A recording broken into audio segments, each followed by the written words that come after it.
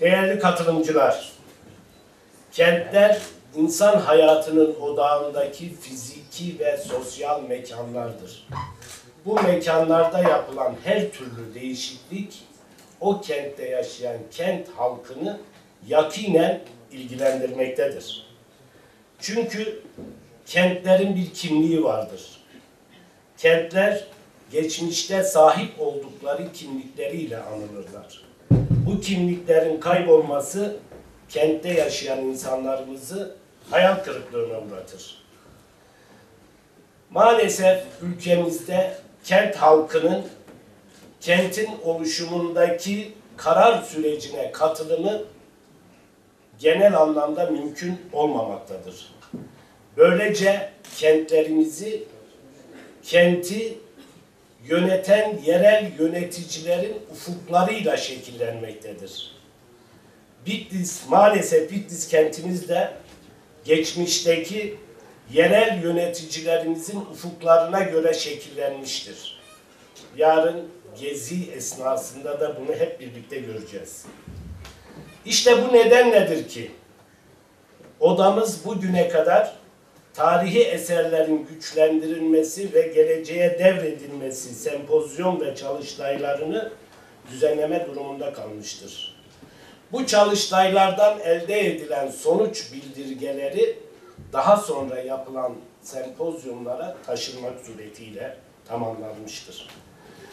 İnşaat Mühendisleri Odası ilk sempozyumunu 2007 yılında Ankara'da gerçekleştirdi. İkincisini Diyarbakır'da, üçüncüsünü Antalya'da uluslararası olarak düzenledi. Dördüncüsünü İstanbul'da düzenledi.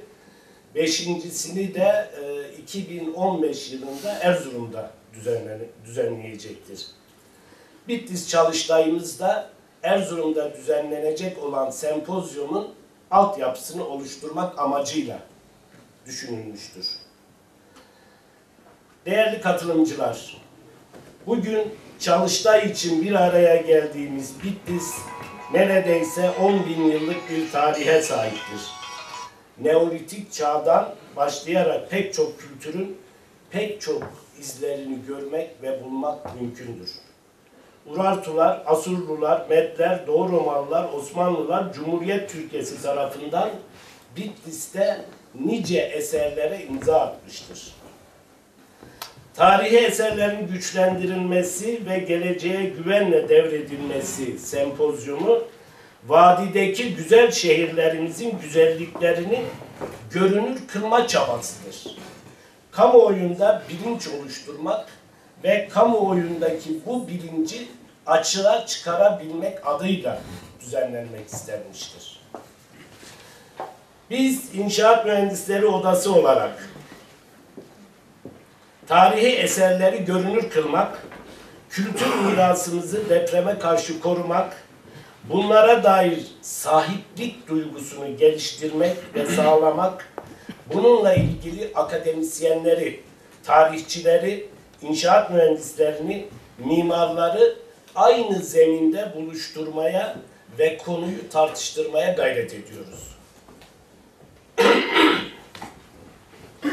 Türkiye vadideki güzel ülkedir ve ne yazık ki savaşlar, depremler, bilinçsiz kullanım, özensizlik, yeterince kaynak ayrılmaması nedeniyle güzellikleri yansıtan tarihi eserler yıpranmakta, hatta yok olup gitmektedir.